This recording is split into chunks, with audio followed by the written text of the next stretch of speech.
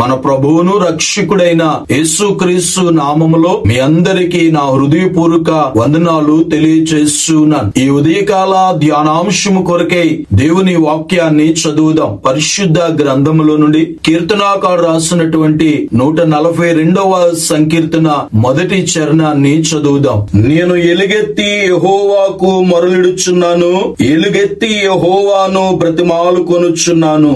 ఈ కీర్తనలో దావీదు తన జీవితంలో కలిగిన శత్రువులను బట్టి కావచ్చు, తన అనారోగ్యమును బట్టి కావచ్చు, తను అనుభవిస్తున్న బాధను బట్టి కావచ్చు, లేక తనను నమ్మిన వారందరూ తనను విడనాడినటువంటి స్థితిని బట్టి దావీదు ఎంతగానో తన హృదయములో కృంగిపోతూ తను అనుభవిస్తున్న పరిస్థితిని అంతటినీ తెలియచేస్తూ ప్రార్థన చేస్తున్నాడు.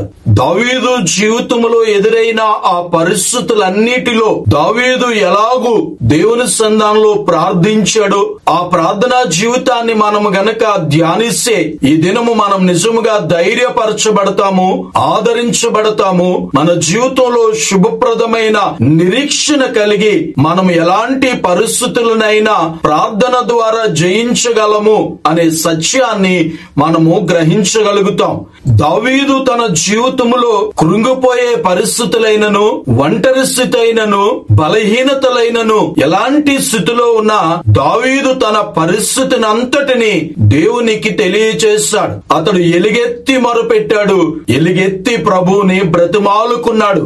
సహోదరి సహోదరుడా, ఈ దినాన నీవు అనుభవిస్తున్న శ్రమను బట్టి, బాధను బట్టి, ఒకవేళ అందరూ నిన్ను విడనాడినటువంటి స్థితిలో కృంగిపోతూ ఉంటే దావీదు వలె మనము ప్రార్థించగలిగితే దేవుడే మనలను ఆదరించే దేవుడు, దేవుడే మనలను కటాక్షించి, దేవుడు ఆ పరిస్థితులన్నిటిలో నుండి మనలను విడిపించి ఆయన మనలను రక్షించగలిగిన దేవుడు. దావీదు మనుషులకు చెప్పుకోలేదు, కానీ దావీదు దేవునికే మొరపెట్టాడు, దేవుణ్ణే బ్రతిమాలుకున్నాడు. సహోదరి సహోదరుడా, ఒకవేళ మీ జీవితంలో కలిగిన శ్రమే కావచ్చు, బాధే కావచ్చు, ప్రతికూల పరిస్థితులను బట్టో, అనారోగ్యాన్ని బట్టో ఒకవేళ కృంగిపోయిన స్థితిలో మీరుంటే దేవునికి మొరపెట్టగలిగితే, ప్రార్థించగలిగితే దేవుడే మీ జీవితంలో ఉన్న ఆ పరిస్థితులన్నిటిలో నుండి ఆయన విడుదల చేసి ఆయన మనకు తోడుగా ఉండే దేవుడు. దావీదు కలిగిన ఆ బాధను బట్టి, దావీదు కలిగిన శ్రమను బట్టి దావీదును అందరూ విడిచిపెట్టేశారని, దావీదు కలిగిన ఆ బాధలో, ఆ వేదనలో పరామర్శించేవారు ఒక్కరు కూడా లేరని, తను ఎరిగిన వారు ఎవరు తన కళ్ళ ముందు లేరని, అందరూ తనను విడిచిపెట్టేశారని దావీదు ఎంతో వేదన చెందుతూ దుఃఖముతో దేవుని సన్నిధానంలో మొరపెడుతున్నాడు. ఎలా మొరపెడుతున్నాడు అనగా ఎలుగెత్తి మొరపెడుతూ ఉన్నాడు. నీవే నాకు ఆశ్రయము, నీవే నాకు ఆధారము అని, ఈ సజీవులున్న భూమిపై నా స్వాస్యము నీవే అని దేవుని సన్నిధానములో దావీదు ప్రార్థించాడు. సహోదరి సహోదరుడా, ఒకవేళ అందరూ విడిచిపెట్టినా, ఒకవేళ పరిస్థితులు ఎంత భయంకరంగా ఉన్నా, ఈ దినాన ఒకవేళ అందరూ మిమ్మల్ని విడనాడినటువంటి స్థితిలో ఉన్నా, మీరు దేవుని సన్నిధానంలో మొరపెట్టగలిగితే, ప్రార్థించగలిగితే దేవుడే మిమ్మల్ని విడుదల చేసి, దేవుడే మిమ్మల్ని ఆదరించి, దేవుడు మీ జీవితాలలో ఉన్నతమైన కార్యాన్ని దేవుడు జరిగిస్తాడు. పరిశుద్ధ గ్రంథములో నుండి యోబు గ్రంథము 33వ అధ్యాయము 26వ వచనాన్ని చదువుదాం. వాడు దేవునిని బతిమాలుకొనుని ఎడల ఆయన వానిని కటాక్షించును.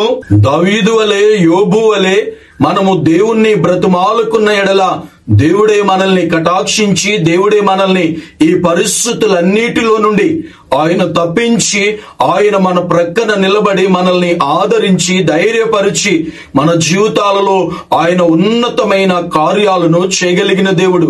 సహోదరి సహోదరుడా, నీవు నమ్మిన వారే నిన్ను విడిచి ఉండొచ్చు, దావీదు వలె అందరూ నిన్ను విడనాడు ఉండొచ్చు, దావీదు వలె కృంగిన స్థితిలో నీవు ఉంటే ఈ దినమే దేవుని సన్నిధానంలో నీవు ప్రార్థించగలిగితే, నాకు మొర్రపెట్టుము, నేను నీకు ఉత్తరం ఇస్తాను అని వాగ్దానము చేస్తున్న దేవుడు మిమ్మలను విడిపించి, దేవుడే దేవుడే మిమ్మల్ని స్వస్థపరిచి, దేవుడే మిమ్మల్ని తప్పించి మీ జీవితాలలో గొప్ప కాపుదలను, సంరక్షణను దేవుడు కలగచేసి మీరు ఎదుర్కొంటున్నటువంటి పరిస్థితులన్నిటి నుండి ఆయన తప్పించగలిగినటువంటి శక్తి కలిగిన దేవుడు. మరి ఒకవేళ నువ్వు కృంగిపోతూ ఉన్నావేమో, అధైర్యం చెందుతూ ఉన్నారేమో, ఇక నాకెవరు లేరు అని బాధపడుతూ ఉన్నారేమో, లేక ఎవరు నన్ను స్వస్థపరచలేరు, ఎవరు నన్ను ఈ పరిస్థితుల్లో నుండి విడిపింపలేరు అని ఒకవేళ కృంగిపోతూ ఉంటే, ఈ ఉదయకాలము మీరు లేచి మీరున్న స్థితిలోనే ప్రార్థించగలిగినట్లయితే, దావీదు గుహలో ఎలాగైతే ప్రార్థించి దైవ కార్యాన్ని పొందాడు, మీరున్న స్థలంలో మీరు ప్రార్థించండి.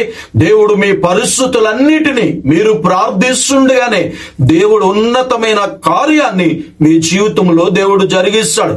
అట్టి ఉన్నతమైన కృపను దేవుడు ఈ ఉదయకాలం మనందరికీ దయచేయునుగాక.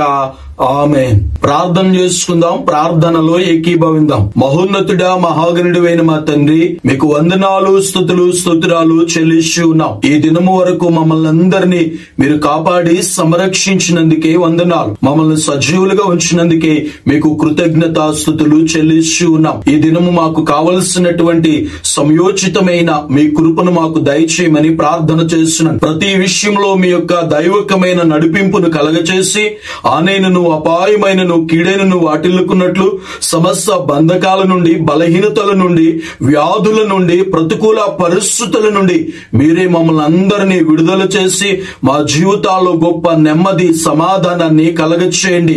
ఎవరైతే కృంగిపోయి ఉన్నారో, ఎవరైతే విడవబడినటువంటి స్థితిలో ఉన్నారో, ఎవరైతే ఆదరణ లేకుండా ఉన్నారో వారందరినీ మీరే ఆదరించి ధైర్యపరిచి బలపరచమని ప్రార్థన చేస్తున్నాను. పరిస్థితులను బట్టి ధైర్యమును కోల్పోయి కృంగిన స్థితిలో ఉన్న బిడ్డలందరినీ మీ చేతులకు అప్పగిస్తుండగా వారిని మీరు ధైర్యపరచండి. వారి జీవితాల్లో ఉన్నతమైన కార్యాలను మీరు జరిగించండి. మా ప్రార్థనా జీవితాలను సరిచేసి ప్రతి స్థితిలో మేము దావీదు వలె ప్రార్థించగలిగినట్లు, ఎలుగెత్తి మీకు మొరపెట్టగలిగినట్లు, మా బాధంతా మీకు చెప్పుకోగలిగినట్లునైనా అట్టి ఉన్నతమైనటువంటి ఆత్మీయమైన జీవితంలోనికి మమ్మల్ని అందరినీ మీరు నడిపించమని, ఇంకా ఎవరైనా మారు మనసు పొందకుండా ఉంటే, రక్షణ పొందకుండా ఉంటే ఈ దినమే వారిని మీరు ఆకర్షించి రక్షించి నాయన మీ ఆత్మ చేత నింపి బలపరచమని ప్రార్థన చేస్తున్నా. ఈ దినము ప్రార్థన అవసరం కోరిన బిడ్డలందరి ఎడల మీరే మేలు చేసి మహిమ పొందమని మమ్మల్ని అందరినీ మీ చేతులకు అప్పగించుకుంటూ యేసు దివ్య నామములో ఈ మనవులు అడుగుచున్నాను పరమ తండ్రి. ఆమేన్.